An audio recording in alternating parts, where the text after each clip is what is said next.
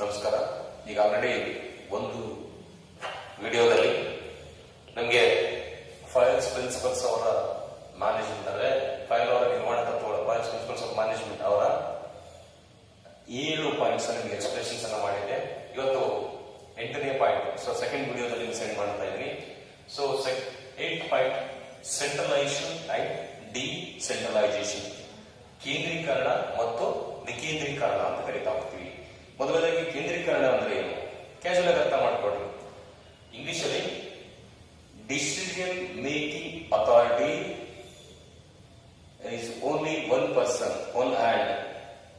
ಅಂದ್ರೆ ನಿರ್ಧಾರ ತೆಗೆದುಕೊಳ್ಳುವಂತ ಒಂದು ಅಧಿಕಾರ ಒಬ್ಬ ವ್ಯಕ್ತಿ ಕೈಯಲ್ಲಿದ್ರೆ ಅದನ್ನ ನಾವೇನಂತೀವಿ ಕೇಂದ್ರೀಕರಣ ಅಂತ ಕರಿತೀವಿ. ಇನ್ನೊಂದ್ಸಲ ಹೇಳ್ತಾ ಇದ್ದೀನಿ, decision making power, decision making authority is only one hand, only one person, only one organization. ಅಂದ್ರೆ ಒಂದು ಸಂಸ್ಥೆ ಅಥವಾ ಸಂಘಟನೆಯಲ್ಲಿ ಒಬ್ಬ ವ್ಯಕ್ತಿ ಅಥವಾ ಒಬ್ಬರೇ ಕೈಯಲ್ಲಿ ನಿರ್ಧಾರ ತೆಗೆದುಕೊಳ್ಳುವಂತ ಅಧಿಕಾರ ಇತ್ತು ಅಂದ್ರೆ ಅದನ್ನ ಕೇಂದ್ರೀಕರಣ ಅಂತ ಕರಿತೀವಿ. ಇಲ್ಲಿ ಡಿಸೆಂಟ್ರಲೈಸೇಷನ್ ಅಂದ್ರೆ ಏನು? Decision making power it's among more than one person. Decision making authority among more than one person. ಅಂದ್ರೆ ವಿಕೇಂದ್ರೀಕರಣ ಅಂದ್ರೆ ಒಂದಕ್ಕಿಂತ ಹೆಚ್ಚು ವ್ಯಕ್ತಿಗಳ ಕೈಯಲ್ಲಿ ಇದು ಕಂಡು ಬಂದಾಗ ನಾವೇನಂತೀವಿ ಇದನ್ನ ವಿಕೇಂದ್ರೀಕರಣ ಅಂತ ಕರಿತಾ ಹೋಗ್ತೀವಿ. ಕೇಂದ್ರೀಕರಣ ಮತ್ತು ವಿಕೇಂದ್ರೀಕರಣ ಈಜಿಯಾಗಿ ಅಂಡರ್ಸ್ಟ್ಯಾಂಡ್ ಮಾಡ್ಕೊಡ್ರಿ. ಕೇಂದ್ರೀಕರಣ ಅಂದ್ರೆ ಇಲ್ಲಿ ಒಬ್ಬ ವ್ಯಕ್ತಿ ಕೈಯಲ್ಲಿ ಮಾತ್ರ ಅಧಿಕಾರ, ನಿರ್ಧಾರ ತೆಗೆದುಕೊಳ್ಳುವಂತ ಅಧಿಕಾರ ಇರುತ್ತೆ. ವಿಕೇಂದ್ರೀಕರಣ ಅಂದ್ರೆ ಏನು? ಅಧಿಕಾರ ಬೇರೆ ಬೇರೆ ವ್ಯಕ್ತಿಗಳಿಗೆ ಹಂಚಿಕೆ ಆದಾಗ ಏನಂತೀವಿ ವಿಕೇಂದ್ರೀಕರಣ ಅಂತ ಕರಿತೀವಿ. ಅಥಾರಿಟಿ ಅಧಿಕಾರ ಇಲ್ಲಿ ಹಂಚಿಕೆ ಆಗಿದ್ರೆ ವಿಕೇಂದ್ರೀಕರಣ, ಅಧಿಕಾರ ಒಬ್ಬರ ಕೈಲಿದ್ರೆ ಅದು ಕೇಂದ್ರೀಕರಣ. ಸೊ ಅದಕ್ಕೆ ಎರಡೂ ಡಿಫ್ರೆನ್ಸಿಯೇಷನ್ ಬಹಳ ಈಸಿಯಾಗಿ ಅಂಡರ್ಸ್ಟ್ಯಾಂಡ್ ಮಾಡ್ಕೊಳ್ಳಿ. ಇಲ್ಲಿ ನಾನು ಇದನ್ನ ನಿಮಗೆ ವಿಡಿಯೋ ಮಧ್ಯದಲ್ಲಿ ಇದರ ಎಕ್ಸ್ಪ್ರೆಷನ್ಸ್ ಅನ್ನ ನಿಮಗೆ ಕಳಿಸ್ತಾ ಹೋಗ್ತೇನೆ.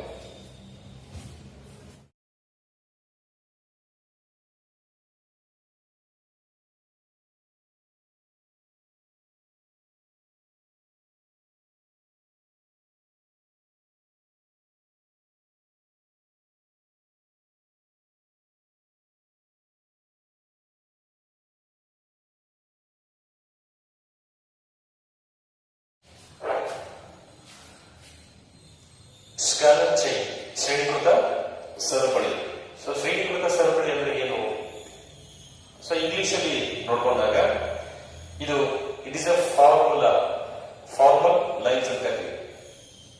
Formal lines, highest to lowest ranks, highest to lowest ranks. ಇನ್ನೊಂದ್ಸರಿ ಹೇಳ್ತಾ ಇದ್ದೀನಿ ನೋಡ್ಕೊಡ್ರಿ. Scalar chain, it's formal lines to authority, highest to lowest ranks is called scalar chain.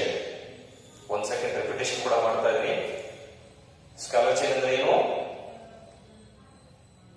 It is a formal lines, it is a formal lines authority to highest to lowest ranks is known as, is called as scalar chain. ಶ್ರೇಣೀಕೃತ ಸರಪಳಿ ಅಂದ್ರೆ ಏನು? ಒಂದು ಔಪಚಾರಿಕ ಅಧಿಕಾರದ ಮಾರ್ಗ ಏನಾಗುತ್ತಂದ್ರೆ ಉನ್ನತ ಹಂತದಿಂದ ಕೆಳ ಹಂತದ ಅಧಿಕಾರದವರೆಗೂ ಅಥವಾ ಕೆಲಸಗಾರವರೆಗೂ, ಅಧೀನ ಕೆಲಸಗಾರವರೆಗೂ ಕಂಡು ಬರತಕ್ಕಂತ ಒಂದು ಮಾರ್ಗವನ್ನು ನಾವೇನಿರ್ತೀವಿ ಶ್ರೇಣೀಕೃತ ಸರಪಳಿ ಕರಿತೀವಿ. ಸೊ ಈಸಿಯಾಗಿ ಕನ್ನಡದಲ್ಲಿ ಇನ್ನೊಂದ್ಸಲ ಹೇಳ್ತೀವಿ. ಒಂದು ಅಧಿಕಾರ ಮಾರ್ಗ ಮೇಲಂದ್ರಿಂದ ಕೆಳಗಿನ ಅಧಿಕಾರದ ಅಥವಾ ಕೆಳಗಿನ ಅಧಿಕಾರಿಗಳವರೆಗೂ ಅಥವಾ ತನ್ನ ಕೆಲಸಗಾರರವರೆಗೂ ಕಂಡು ಬರುವಂತ ಶ್ರೇಣಿಗಳನ್ನು ನಾವೇನಿರ್ತೀವಿ ಶ್ರೇಣೀಕೃತ ಸರಪಳಿ ಅಂತ ಕರಿತಾ ಹೋಗ್ತೀವಿ. ಇದನ್ನ ನಾನು ಉದಾಹರಣೆ ಕೊಡ್ತಾ ಹೋಗ್ತೇನೆ ನಿಮಗೆ. ಒಂದು ಕಂಪನಿ ಅಂತ ಬಂದಾಗ ನಾವೇನ್ ಮಾಡ್ತೀವಿ, MD, ಕೆಳಗಡೆ ಮ್ಯಾನೇಜರ್ಸ್, ಅನಂತರ ವರ್ಕರ್ಸ್. ಇದು ಹೈಯೆಸ್ಟ್ ಟು ಲೋಯೆಸ್ಟ್.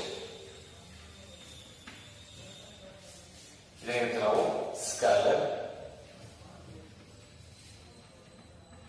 ಚೈನ್ ಅಂತ ಕರಿತೀವಿ. ಈಸಿಯಾಗಿ ಅಂಡರ್ಸ್ಟ್ಯಾಂಡ್ ಮಾಡ್ಕೊಳ್ತಾ ಹೋಗಿ. ಸ್ಕಾಲರ್ ಚೈನ್ ಅಂದ್ರೆ ಒಂದು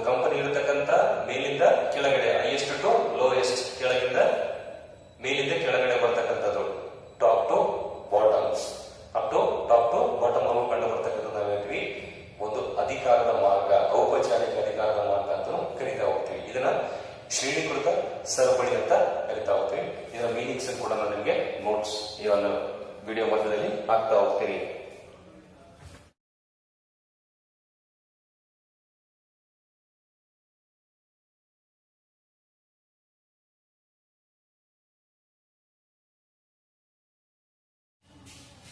ಹತ್ತನೇ ಪಾಯಿಂಟ್ ಆರ್ಡರ್, ಕ್ರಮ ಅಂತ ಕರಿತಾ ಹೋಗ್ತೀವಿ. ಇಲ್ಲಿ people and material in appropriate place in near working place. ಅಂದ್ರೆ ಕ್ರಮ ಅಂದ್ರೆ ಏನು, ಕೆಲಸ ಮಾಡುವಂತ ಜನರ ಹತ್ತಿರದಲ್ಲಿ ಏನ್ ಮಾಡಬೇಕು, ಆ ಕೆಲಸ ಮಾಡುವಂತ ಮಟೀರಿಯಲ್ಗಳು ಇರಬೇಕು. ಅಂದ್ರೆ ಸಿಸ್ಟಮೈಸ್ಡ್ ಅಪ್ರಾಪ್ರಿಯೇಟ್ ಪ್ಲೇಸ್ ಅಂದ್ರೆ ಯಾರು ಯಾವ ಕೆಲಸ ಮಾಡ್ತಾರೋ ಅವ್ರಿಗೆ ಹತ್ತಿರದಲ್ಲಿ ಅವ್ರಿಗೆ ಇರಬೇಕು. ಅದಕ್ಕೆ ಸಂಬಂಧಪಟ್ಟಿರ್ತಕ್ಕಂಥ ಮಟೀರಿಯಲ್ಸ್ ಅಂದ್ರೆ ಸಲಕರಣೆಗಳು ಅಥವಾ ಅದರ ಸಂಬಂಧಪಟ್ಟಂಗೆ ಬೇಕಾಗಿರ್ತಕ್ಕಂಥ ಇಕ್ವಿಪ್ಮೆಂಟ್ಸ್ ಗಳೇನಾಗಬೇಕು ಅಲ್ಲಿ ನಿಯರ್ ಬೈ ಸಿಗಬೇಕು. ಅವ್ರ ಹತ್ತಿರದಲ್ಲಿ ಅವುಗಳೇನ್ ಮಾಡಬೇಕು, ಸಿಗ್ತಾ ಇರಬೇಕು. ಅದನ್ನ ನಾವು ಹೇಳ್ತೀವಿ ಆರ್ಡರ್ ಅಂತ ಕರಿತಾ ಹೋಗ್ತೀವಿ, ಕ್ರಮ ಅಂತ ಕರಿತಾ ಹೋಗ್ತೀವಿ. ಫಾರ್ ಎಕ್ಸಾಂಪಲ್ ಉದಾಹರಣೆ ಕೊಡ್ತೇನೆ.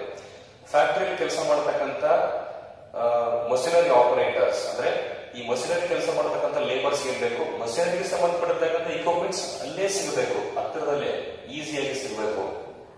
ಸಿಕ್ಕಾಗ ಏನಾಗುತ್ತೆ, ಆ ಮಷಿನರಿ ಸಂಬಂಧಪಟ್ಟಂಗ ಆಪರೇಟ್ ಮಾಡೋದಕ್ಕೆ ಅಥವಾ ರಿಪೇರಿಗಳಾದಾಗ ಅವುಗಳನ್ನ ಏನ್ ಮಾಡಬೇಕು, ಸಾಲ್ವ್ ಮಾಡೋದಕ್ಕೆ ಬಹಳ ಈಸಿ ಆಗುತ್ತೆ. ಹಾಗೆ ಕಂಪ್ಯೂಟರ್ ಅಲ್ಲಿ ಕೆಲಸ ಮಾಡತಕ್ಕಂಥವ್ರಿಗೆ ಕಂಪ್ಯೂಟರ್ ಸಂಬಂಧಪಟ್ಟಿರ್ತಕ್ಕಂಥ ಫೈಲ್ಸ್ ಅದ್ರ ಪಕ್ಕದಲ್ಲಿ ಇರಬೇಕು. ಅವಾಗ ಏನಾಗುತ್ತೆ, ಆ ಫೈಲ್ಸ್ಗೂ ಮತ್ತು ಕಂಪ್ಯೂಟರ್ಗೂ ಈಸಿಯಾಗಿ ಮ್ಯಾಚ್ ಮಾಡಬಹುದು. ಹಾಗೆ ಕೆಲಸ ಮಾಡುವಂತ ಸ್ಥಳದಲ್ಲಿ ಏನ್ ಮಾಡಬೇಕು, ಅದಕ್ಕೆ ಸಂಬಂಧಪಟ್ಟಿರ್ತಕ್ಕಂಥ ಮಟೀರಿಯಲ್ಸ್, ಎಕ್ವಿಪ್ಮೆಂಟ್ಸ್ ಅಪ್ರಾಪ್ರಿಯೇಟ್, ಸಿಸ್ಟಮೈಸ್ಡ್ ಅಪ್ರಾಪ್ರಿಯೇಟ್ ಅಂತ ಹೇಳ್ತೀವಿ. ಅಂದ್ರೆ ಸರಿಯಾದ ಸಿಸ್ಟಮೆಟಿಕ್ ವ್ಯವಸ್ಥಿತವಾಗಿ ಅವುಗಳನ್ನ ಮಾಡಬೇಕು, ಜೋಡಿಸಬೇಕು ಅನ್ನೋದನ್ನ ನಾವಿಲ್ಲಿ ಆರ್ಡರ್ ಅಥವಾ ಕ್ರಮ ಅಂತ ಕರಿತಾ ಹೋಗ್ತೀವಿ. ಸೊ ಈಗ ನಾನು ಎಕ್ಸಾಂಪಲ್ ಕೂಡ ಇದನ್ನ ಅರ್ಥ ಮಾಡ್ಕೊಳ್ತಾ ಹೋಗಿ ಅದರ ವಿಡಿಯೋ ಮಧ್ಯದಲ್ಲಿ ತೋರಿಸ್ತಾ ಹೋಗ್ತೇನೆ. Okay,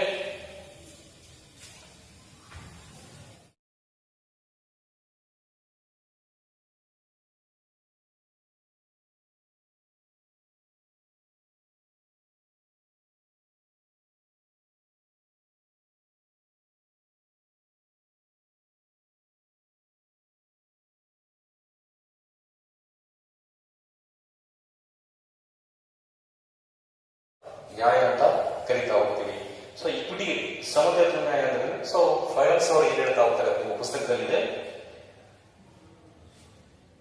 equity good sense and experience are needed to ensure fairness to all employees who should be treated as fairly as possible. So example ಕೊಡ್ತಾ ಹೋಗ್ತಾರೆ, ಏನ್ ಹೇಳ್ತಾ ಹೋಗ್ತಾರೆ, ಸಾಮಾನ್ಯವಾಗಿ experience and needed to ensure ಅಂದ್ರೆ ಸರಿಯಾಗಿ ಮತ್ತು ಅನುಭವ ಇರತಕ್ಕಂಥ ಕಾರ್ಮಿಕರನ್ನು ನಾವು ಏನ್ ಮಾಡಬೇಕು, ಪರಿಗಣಿಸಬೇಕು. ಅವ್ರನ್ನ ಸರಿಯಾಗಿ ಅವ್ರನ್ನ ಉತ್ತೇಜಿಸಬೇಕು, ಸರಿಯಾದ ರೀತಿ ಅವ್ರನ್ನ ನೋಡ್ಕೋಬೇಕು. ಅವ್ರಿಗೆ ಸಮತೆ ಮತ್ತು ನ್ಯಾಯ ಅವ್ರನ್ನ ಸಮಾನ ರೀತಿಯಲ್ಲಿ ನಾವು ಕಾಣಬೇಕು. ಓಕೆ, ಇದು ನಾನು ಮತ್ತು ನಾವು ಅನ್ನೋ ಒಂದು ವರ್ಡ್ ಅನ್ನ ಕೇಳ್ತೀವಲ್ಲ, ನಾನು ಮತ್ತು ನಾವು ಅನ್ನೋ ವರ್ಡ್ ಇಲ್ಲಿ ಬರ್ತಾ ಹೋಗುತ್ತೆ. ಇಲ್ಲಿ ಹೇಳಿದಂಗೆ ಟ್ರೀಟೆಡ್ ಫೇರ್ಲಿ ಆಸ್ ಪಾಸಿಬಲ್ ಏನ್ ಮಾಡ್ಬೇಕು, ಅವ್ರಿಗೆ ಏನ್ ಮಾಡ್ಬೇಕು, ಸರಿಯಾದ ರೀತಿಯಲ್ಲಿ ಅವರ ನಡವಳಿಕೆಗಳನ್ನ, ಅವರ ದಯಾಳತನನ್ನ, ಅವರ ಕೆಲಸವನ್ನ ಏನ್ ಮಾಡ್ಬೇಕು, ನಾವು ಪರಿಗಣಿಸಬೇಕು, ಗುರುತಿಸಬೇಕು. ಅದಕ್ಕೆ ಇದನ್ನ ಇಕ್ವಿಟಿ ಅಂತ ಕರಿತಾ ಹೋಗ್ತೀವಿ. ಸೊ ಇಕ್ವಿಟಿ ಅನ್ನೋದು ಸ್ವಲ್ಪ ಈಸಿಯಾಗಿ ಅಂಡರ್ಸ್ಟ್ಯಾಂಡ್ ಮಾಡ್ಕೋಬೇಕಂದ್ರೆ ನಿಮಗೆ ಬಹಳ ಕ್ಲಾರಿಫೈ ಹೇಳ್ತಾ ಹೋಗ್ತೀನಿ. ಒಂದು ಕಂಪನಿಯಲ್ಲಿ ಕೆಲಸ ಮಾಡ್ತಕ್ಕಂಥವ್ರು ನಾವೇನ್ ಮಾಡಬೇಕು, ಸರಿಯಾದ ರೀತಿ ಅವ್ರಿಗೆ ನೋಡ್ಕೋಬೇಕು. ಅವಾಗ ನಾವೇನ್ ಮಾಡಬೇಕು, ಆದಷ್ಟು ಅವ್ರನ್ನ ಕೆಲಸ ಮಾಡುವಂತ ಸ್ಥಳದಲ್ಲಿ ಬಹಳ ಪ್ರೀತಿಯಿಂದ ಕಾಣಬೇಕು, ಕೆಲಸ ಮಾಡೋದಕ್ಕೆ ಅವರಿಗೆ ಉತ್ತೇಜನ ಕೊಡಬೇಕು. ಈ ಎಲ್ಲ ಸಮತೆ ಮತ್ತು ನ್ಯಾಯದಲ್ಲಿ ನಾವು ಕಾಣ್ತಾ ಹೋಗ್ತೀವಿ, ಇಕ್ವಿಟಿಯಲ್ಲಿ ಕಾಣ್ತಾ ಹೋಗ್ತೀವಿ. ಸೊ ನೆಕ್ಸ್ಟ್ ಪಾರ್ಟ್ ನೋಡ್ತಾ ಹೋಗೋಣ.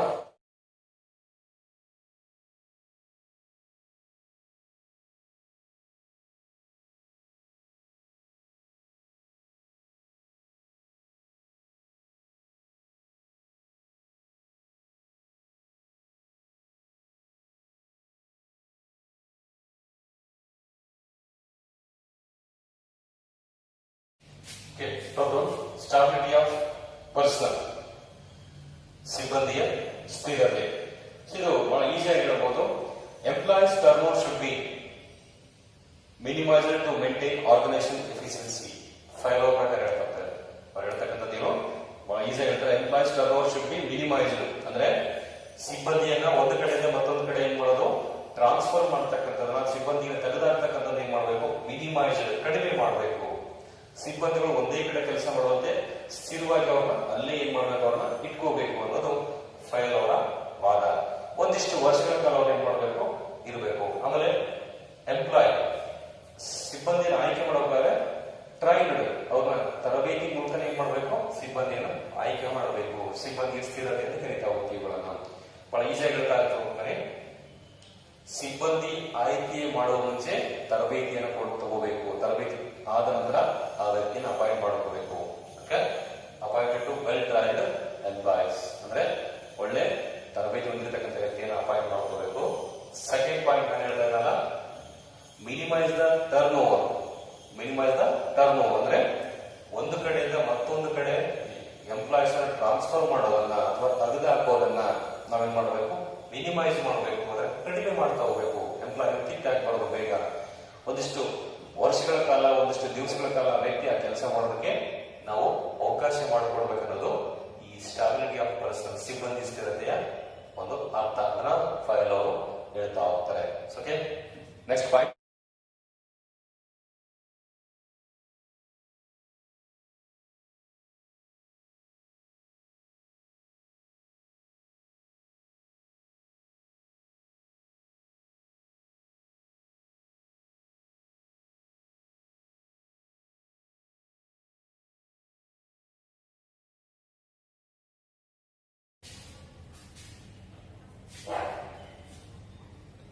ಇನಿಷಿಯೇಟಿವ್, ಮುಂದೊಡಗುವಿಕೆ. ಸೊ ಇನಿಷಿಯೇಟಿವ್ ಅಂದ್ರೆ ಏನು? Encourages to employees to develop, carry out of plan. ಅಂದ್ರೆ ನಿರ್ದಿಷ್ಟ ಯೋಜನೆಯನ್ನು ಮುಟ್ಟೋದಕ್ಕೆ ತನ್ನ ಅಧೀನ ಕೆಲಸಗಾರನ ಏನ್ ಮಾಡಬೇಕು, ಉತ್ತೇಜಿಸಬೇಕು. ಅವ್ರನ್ನ ಉತ್ತೇಜನ ಮಾಡತಕ್ಕಂಥದ್ದು ಅಂದ್ರೆ ಎನ್ಕರೇಜ್ಮೆಂಟ್ ಮಾಡತಕ್ಕಂಥದ್ದು. ನಾನೇಂದ್ರಿ ಇಲ್ಲಿ ಮುಂದೊಡಗುವಿಕೆ ಅಂತ ಕರಿತಾ ಹೋಗ್ತೀವಿ. ನಾವೆಲ್ಲ encourages to employees to achieve the plan, particular plan. ನಿರ್ದಿಷ್ಟ ಗುರಿಯನ್ನು ಮುಟ್ಟಬೇಕಾದ್ರೆ ನಾವೇನ್ ಮಾಡಬೇಕು, ತನ್ನ ಅಧೀನ ಕೆಲಸಗಾರರಿಗೆ ನಾವೇನ್ ಮಾಡಬೇಕು, ಉತ್ತೇಜನ ಕೊಡಬೇಕು. ಅಂದ್ರೆ ಔಟ್ ಆಫ್ ದಿ ಡೆವಲಪ್ಮೆಂಟ್ ಅಂದ್ರೆ ಅವರು ಬೆಳೆಯೋದಕ್ಕೆ ಅಥವಾ ಅವರು ಉತ್ತೇಜನ ಪಡೆಯೋದಕ್ಕೆ ನಮ್ಗೆ ಏನ್ ಬೇಕು, ಆ ಸಹಕಾರನ ನಾವು ಕೊಡ್ತಾ ಹೋಗ್ಬೇಕು. ಇದು ನಾವೇಂತಿ ಮುಂದೊಡಗುವಿಕೆ ಅಂತ ಕರಿತಾ ಹೋಗ್ತೀವಿ. ಇನಿಷಿಯೇಟಿವ್ ಅನ್ನೋದಕ್ಕೆ ನಾನು ಬಹಳ ಎಕ್ಸಾಂಪಲ್ ಉದಾಹರಣೆ ಕೊಡ್ತಾ ಹೋಗ್ತೀನಿ. ಕೆಲವೊಂದು ಉದಾಹರಣೆ ಸಮೇತ ಹೇಳ್ತಾ ಹೋದ್ರೆ, ಇಲ್ಲಿ ಕಂಪನಿಯಲ್ಲಿ ಕೆಲಸ ಮಾಡ್ತಕ್ಕಂಥವ್ರು ಅವರ ಕೆಲಸಕ್ಕೆ ತಕ್ಕಂಥವ್ರನ್ನ ಏನ್ ಮಾಡಬೇಕು, ಪ್ರಮೋಟ್ ಮಾಡ್ತಾ ಹೋಗ್ತಕ್ಕಂಥದ್ದು, ಅವ್ರನ್ನ ಮುಂದೊಡಗಿಸುವಂತೆ ಕೆಲಸ ಮಾಡ್ತಕ್ಕಂಥದ್ದು, ಉತ್ತೇಜನ ಕೊಡ್ತಕ್ಕಂಥದ್ದು, ಅವ್ರಿಗೆ ಅಭಿವೃದ್ಧಿಯನ್ನ ಮಾಡ್ತಕ್ಕಂಥದ್ದು. ಇದು ಮುಂದೊಡಗುವಿಕೆ ಅಂತ ಕರಿತೀವಿ. ಸೊ ಈ ತರ ಮಾಡೋದ್ರಿಂದ ಏನಾಗುತ್ತೆ, ಒಂದು ಕಂಪನಿಯ ನಿರ್ದಿಷ್ಟ ಗುರಿಯನ್ನ ಅಂದ್ರೆ ಲಾಭವನ್ನ ಮುಟ್ಟೋದಕ್ಕೆ ಬಹಳ ಸುಲಭ ಆಗ್ತಕ್ಕಂಥದ್ದು. ಯಾರು ಹೇಳ್ತಾರೆ, ಫೈಲ್ ಅವರು ಹೇಳ್ತಾ ಹೋಗ್ತಾರೆ. ಇನ್ನು last point,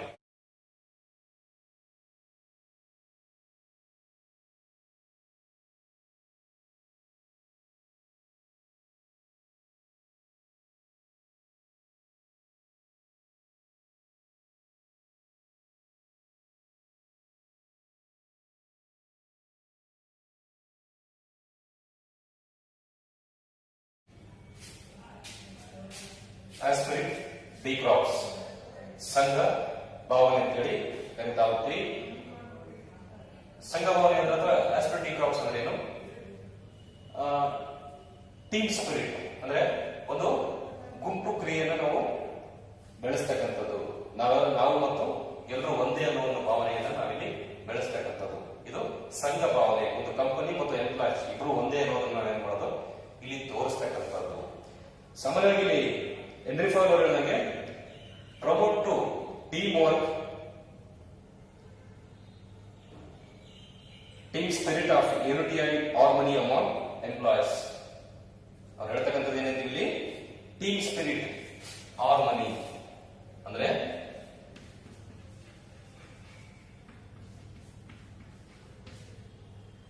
team spirit, harmony.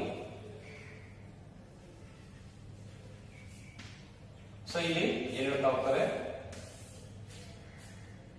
ಆಸ್ಪಿರಿಟ್ ಸಂಘಭಾವನೆ ಅಂದ್ರೆ ಏನು, ಟೀಮ್ ಸ್ಪಿರಿಟ್ ಗುಂಪು ಕ್ರಿಯೆಯನ್ನ ನಾವೇನ್ ಮಾಡಬೇಕು, ಇಲ್ಲಿ ಜಾಸ್ತಿ ಮಾಡಬೇಕು. ನಾವೆಲ್ಲರೂ ಒಂದೇ ಅನ್ನೋದನ್ನ ತೋರಿಸ್ಕೊಳ್ತಾರೆ. ಹಾರ್ಮನಿ, ಒಬ್ಬರೊಬ್ಬರ ಮಧ್ಯೆ ಏನ್ ಮಾಡಬೇಕು, ಸಮನ್ವಯತೆಯನ್ನ ಸಾಧಿಸ್ತಕ್ಕಂಥದ್ದು ಸಂಘಭಾವನೆ ಅಂತ ಹೇಳ್ತಾ ಹೋಗ್ತೀವಿ.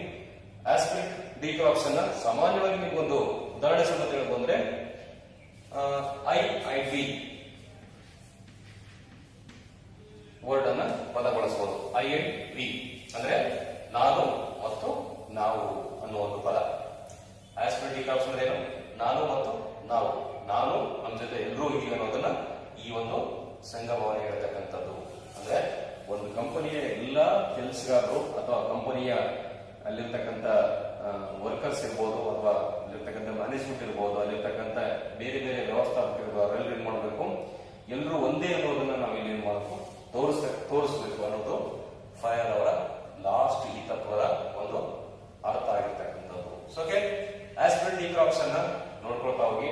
ಸೊ ಇಲ್ಲಿವರೆಗೂ ಅಪ್ ಟು ನಿಮಗೆ ಗೊತ್ತಿರೋ ಹಾಗೆ ಆಸ್ಪೆಕ್ಟ್ ಡಿಕ್ರಾಪ್ಸ್ ಟೋಟಲ್ 14 ಪ್ರಿನ್ಸಿಪಲ್ಸ್ ಅಂತ ನಿಮಗೆ ನಾನು ಹೇಳಿದ್ದೀನಿ.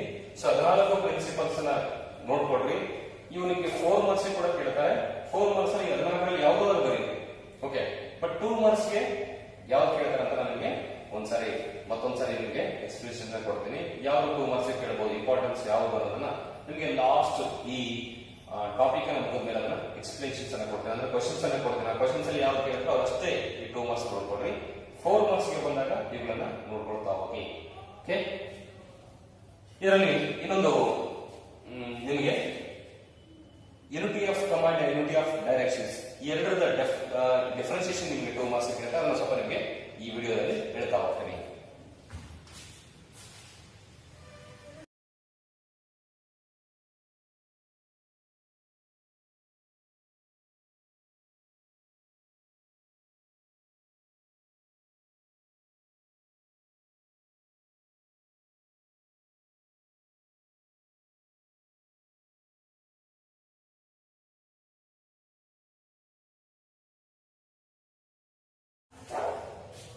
Okay, difference between unity of command and unity of directions. Basis ಅಂದ್ರೆ ಬೇಸಿಸ್ ಬರ್ತಾ ಹೋಗ್ತಾ. Unity of command, unity of direction ಗೆ ಡಿಫರೆನ್ಸಿಯೇಷನ್ ಮಾಡ್ತಾ ಹೋಗೋಣ. ಫಸ್ಟ್ ಒಂದು meaning. One subordinate should receive orders from and should be responsible to only one superior. One subordinate should receive order from and should be responsible to only one superior. ಅರ್ಥ ಇಷ್ಟೇ. ಇಲ್ಲಿ order receive ಮಾಡ್ಕೋಬೇಕಾದ್ರೆ ಕೇವಲ ಒಬ್ಬ ವ್ಯಕ್ತಿಯಿಂದ ಮಾತ್ರ ಏನ್ ಮಾಡ್ಬೇಕು, ಇಲ್ಲಿ ಆರ್ಡರ್ ಪಾಸ್ ಆಗುತ್ತೆ. ಯಾವ್ದ್ರಲ್ಲಿ? ಯೂನಿಟಿ ಆಫ್ ಕಮಾಂಡ್ ಅಲ್ಲಿ ಓನ್ಲಿ ಒನ್ ಸುಪೀರಿಯರ್ ಅಂದ್ರೆ ಒಬ್ಬ ವ್ಯಕ್ತಿಯಿಂದ ಮಾತ್ರ ಏನಾಗುತ್ತೆ, ಇಲ್ಲಿ ತನ್ನ ಅಧೀನ ಕೆಲಸಗಾರರಿಗೆ ಆದೇಶ ಹೋಗ್ತಾ ಹೋಗುತ್ತೆ. ಇನ್ನು second point, unity of directions. Each group of activities having some objectives must have one end or one plan. ಅಂದ್ರೆ ಇಲ್ಲಿ ಪ್ರತಿಯೊಂದು ಗ್ರೂಪಿಗೂ ಒಂದೇ ಆದೇಶ ಹೋಗುತ್ತೆ. ಇಲ್ಲಿ ಒಬ್ಬ ವ್ಯಕ್ತಿಗೆ ಹೋಗುತ್ತೆ, ಇಲ್ಲಿ ಒಂದು ಗ್ರೂಪ್ಗೆ ಹೋಗುತ್ತೆ. ಇಷ್ಟೇ ವ್ಯತ್ಯಾಸ.